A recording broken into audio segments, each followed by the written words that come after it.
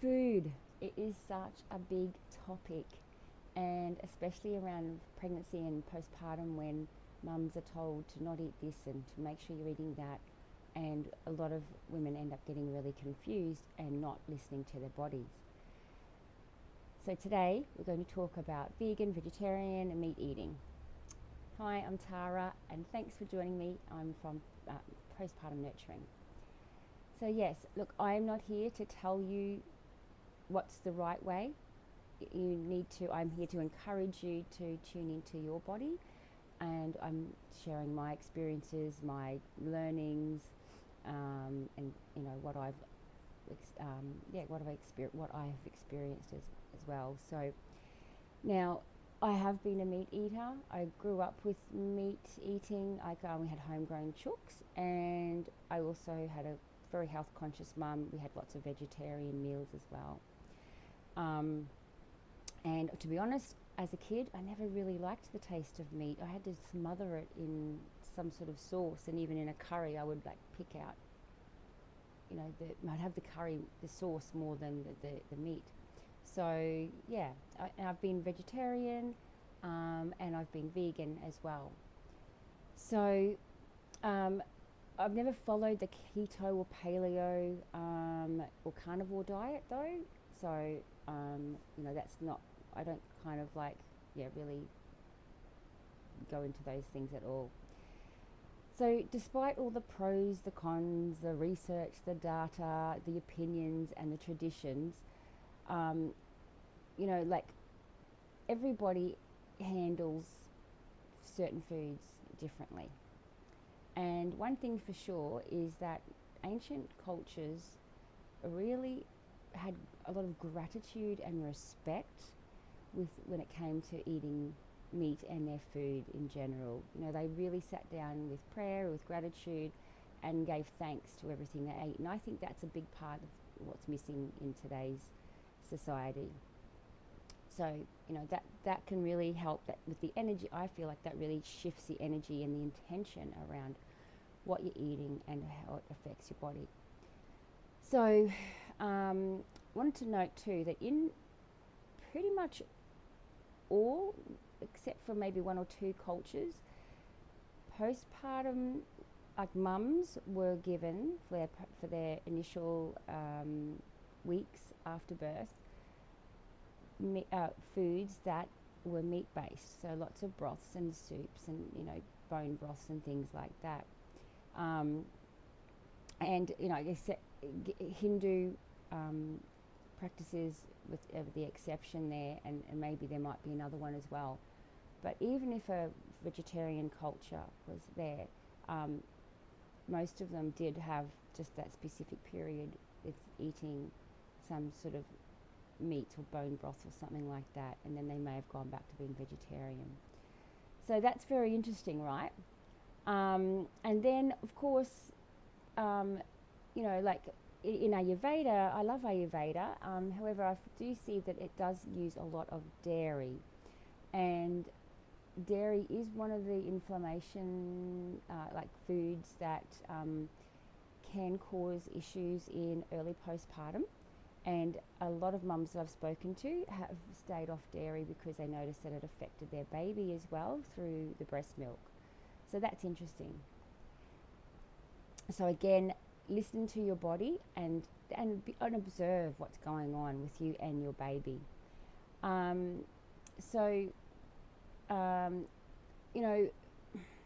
With the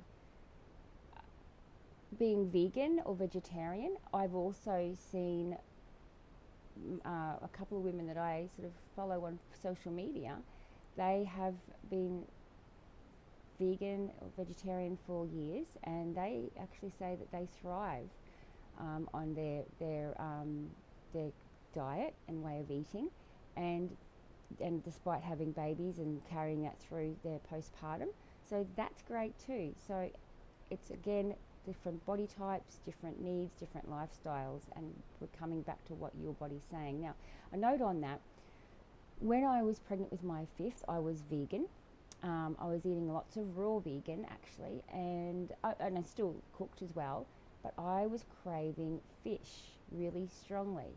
and I kept denying it, mostly because out of my fear of being judged by my vegan friends. And it's crazy to think that I denied my body and what my body needed for my baby to be growing. And with the fish craving, I just wouldn't let myself have it. But one day we were at a beach town away from home, and I just gave myself permission, mostly because, again, that fear of judgment. And it's really crazy, but that's just how I dealt with things back then. That was like 11 years ago. So I ate the fish and felt good, and like I listened to my body there. So it looked very well. It could have been that my body was depleted in certain things, which is why you have cravings. So it could have been needing calcium or vitamin D or something. And yes, I could have gone and maybe got those things from vegetarian sources, but it was, a specific food like fish that I was craving. So I honoured that eventually. So yeah. Now, I want to talk about supplements as well, because supplements, if you are continuing to be vegan or vegetarian after the birth, the supplements that you take can be hard to digest if they're going to be synthetic. A lot of them are synthetic based, unfortunately, and they're not all created equal. So they can be hard to digest, which makes it not absorb in your body very well, and so they may in effect be ineffective. And you'll just sort of pass them out instead of, like, they might not stay in the body for very long. So that's another thing to be aware of if you're going to be vegan and vegetarian throughout the whole postpartum. So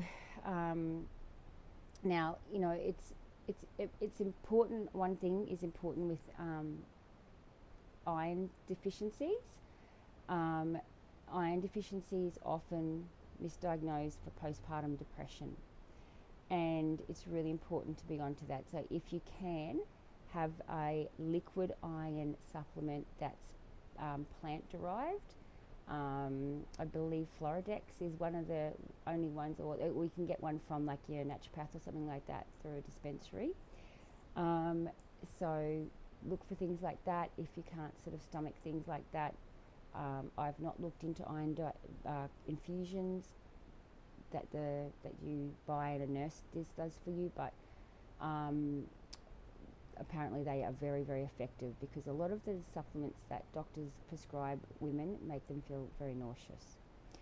So make sure that you are keeping up with your iron, and if you're starting to feel any signs of depression, then definitely get your iron levels checked and get onto some good iron supplements there. Especially if you're vegan and vegetarian. So these are 5 key vitamins and minerals that are important to be aware of having throughout postpartum, and that's your iron, as I mentioned, magnesium, vitamin D, your omega-3s, and choline. So obviously they're all from you can get those through meat, and if it's vegetarian, again, you might need to find like a good quality, easy to digest supplement there. Getting them from Whole Foods is always the best option. So because you're getting the complete proteins, the complete vitamins and minerals that like a piece of fish doesn't just have protein. So almonds don't just have the zinc. So it's like getting a complete whole food is more important. Just looking here, again, tuning into your body and trusting that it's going to tell you what it needs. Of course, if you're craving things like sugar, that doesn't mean you go and have sugar, but there is something that is usually lacking, and I believe it's protein. If the body's starting to crave sugar, it could be also other things as well, right? So look, if the thought of meat turns you off, I totally get that. Just see if you can start with some broths, bone broths and chicken broths, and things like that. So if you can make those and just start there, and you know, when I make mine, I put like a curry powder in it, and it gives it flavor, and makes it easier for me to eat. So you can do something like that as well. You know, discover like what's, you know, what your family roots are, what their traditions were, what did your mum do when she had babies, what did her mum do, and so on. Is there a family tradition there? Was there specific foods that they ate or avoided, or do they just not have any tradition at all? So you know, whatever you decide to do, trust your body and what it's feeling, and you know, go with that as much as you can. So, you know, this is what the postpartum nutrition plan and the wellbeing plan that I offer does actually. It's providing mums with, it is an omnivore plan. However, there is absolute room to work with vegan and vegetarian. We just bring in alternative recipes. The tricky part is, if you're staying vegan and vegetarian, is getting quality protein, because that's what you need, without it sort of being soy based. And so, you know, we've got ways of working around that for sure. It might just extend longer than the 6 weeks if you're early postpartum. So, you know, but just imagine having like the 6 weeks of recipes laid out for you. You've got a shopping list, you've got snacks there to be able to, you can hand the family and friends recipes, so that you know, have got these meals coming in for you, especially in those early couple of weeks. And you know, that preparation, and it's such a relief, right? It's such a load off a new mum to know that she's organised in that area. She knows what she can eat. She knows what she's got meals coming, and they're going to be nourishing. They're going to be easy to digest, and they're going to be absolutely optimum optimal meals for optimal health and recovery and breast milk supply and all the things, and helping with hormones as well. So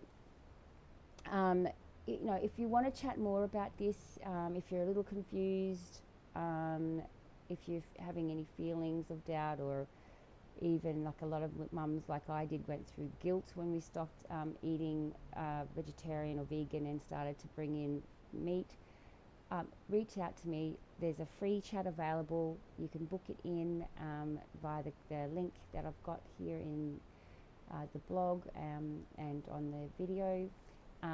So, you know, like, tune into your body and ask yourself, what does my body need? What does it need right now? And how would it feel if I ate and then whatever it is? So they're my little pointers today, not pointing any blame or judgment or right or wrongs or anything like that. It's just tuning into your body, weighing up what you're needing, your beliefs, you know, and what your taste buds are wanting to tolerate as well. So yeah, I trust this has been of value to you, and let me know in the comments if you've got any questions, or I can help in some way. All right, bye for now.